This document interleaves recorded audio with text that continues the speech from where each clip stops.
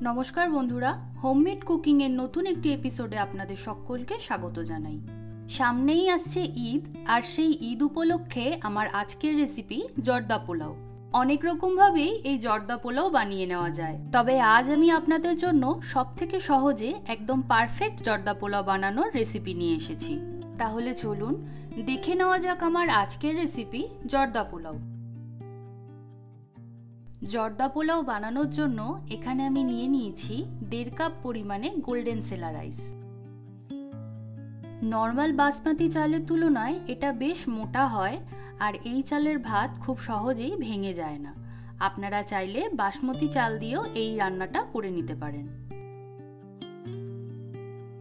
এবার চালটাকে 2-3 বার জল পাল্টে পাল্টে খুব ভালোভাবে ধুয়ে নেব।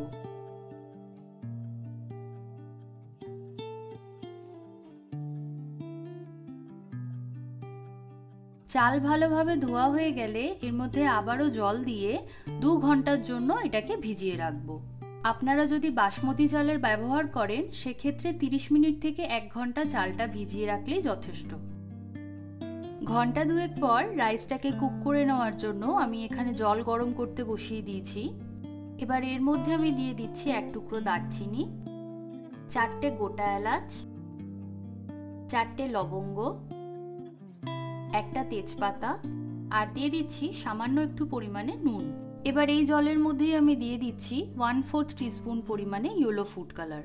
আপনারা চাইলে এখানে অরেঞ্জ ফুড কালারের ব্যবহারও করতে পারেন।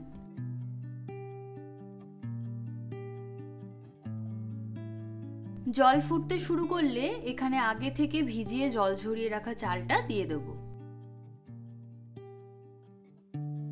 যেহেতু আমি এখানে সেলা রাইস ব্যবহার করছি, তাই রাইসটাকে আমি এখানে সম্পূর্ণভাবে কুক করে নেব। আপনারা যদি বাসমতি রাইসের ব্যবহার করেন সেক্ষেত্রে চালটাকে 80% মতো কুক করে নিতে হবে। রাইস কুক হয়ে গেলে এখানে একটা স্ট্রেনারের সাহায্যে ভাতের জলটাকে ঝরিয়ে নেব।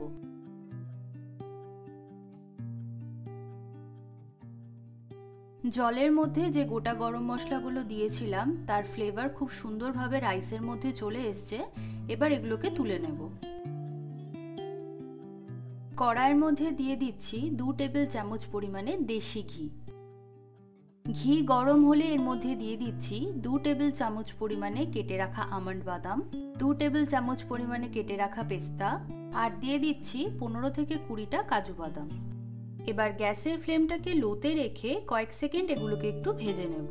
3-4 সেকেন্ড মতো বাদামগুলো ভেজে নিয়ে এবার এর মধ্যে দিয়ে দিচ্ছি 2 টেবিল চামচ পরিমাণে কিশমিশ, আর দিয়ে দিচ্ছি 2 টেবিল চামচ পরিমাণে টুকরো করে কেটে রাখা শুকনো নারকেল বা খোপড়া। মিনিট খানেক সময় ধরে লো ফ্লেমে ড্রাই ফ্রুটগুলো ভেজে নেওয়ার পর এর থেকে কিছুটা ড্রাই ফ্রুট আমি তুলে নিচ্ছি গার্নিশিংয়ের জন্য। এবার আমি এর মধ্যে দিয়ে দিচ্ছি 1/2 কাপ পরিমাণে দুধ, আর দিয়ে দিচ্ছি 1 পিঞ্চ মতো কেশর। এবার সবকিছু একবার ভালো করে মিশিয়ে নিয়ে তৈরি করে রাখা ভাতটা এর মধ্যে দিয়ে দিচ্ছি, আর দিয়ে দিচ্ছি 1 কাপ পরিমাণে চিনি। এবার সবকিছুকে ভালো করে মিশিয়ে নেব। মিশিয়ে নেওয়া হয়ে গেলে এর মধ্যে দিয়ে দিচ্ছি 1 টেবিল চামচ পরিমাণে দেশি ঘি। আবারও সবকিছুকে খুব ভালো করে একবার মিক্স করে নেব। মিশিয়ে নেওয়া হয়ে গেলে গ্যাসের ফ্লেমটাকে লোতে করে 7 থেকে 8 মিনিট মতো ঢেকে দমে কুক হতে দেব। একটা কাগজ দিয়ে আমি এখানে ঢাকনার হোলটাকে আটকে দিচ্ছি যাতে করে স্টিমটা বেরিয়ে না যায়। 7 থেকে 8 মিনিট পর ঢাকনা সরিয়ে রাইসটাকে একবার চেক করে নেব। দেখুন রাইসের সমস্ত ময়েশ্চারটা চলে গেছে, আর রাইসটাও কত সুন্দর ঝরঝরে হয়েছে। এবার একবার ভালো করে নাড়াচাড়া করে নিয়ে গ্যাসের ফ্লেমটাকে অফ করে ঢেকে 5 মিনিট স্ট্যান্ডিং টাইমে রাখলেই আমাদের জর্দা পোলাও একদম রেডি। তৈরি হয়ে গেল আমাদের দুর্দান্ত স্বাদের জর্দা পোলাও। আপনারাও বাড়িতে এই রেসিপিটা একবার ট্রাই করুন, আর কেমন লাগলো আমাকে অবশ্যই জানান। আমার আজকের রেসিপি যদি আপনাদের ভালো লেগে থাকে তাহলে ভিডিওটিতে একটি লাইক করে সকলের সাথে শেয়ার করবেন, আর আমার চ্যানেলে যদি নতুন বন্ধু হয়ে থাকেন তাহলে চ্যানেলটিকে সাবস্ক্রাইব করে নেওয়ার অনুরোধ রইল। সবাই ভালো থাকবেন, সুস্থ থাকবেন। দেখা হচ্ছে সম্পূর্ণ নতুন একটি রেসিপি নিয়ে।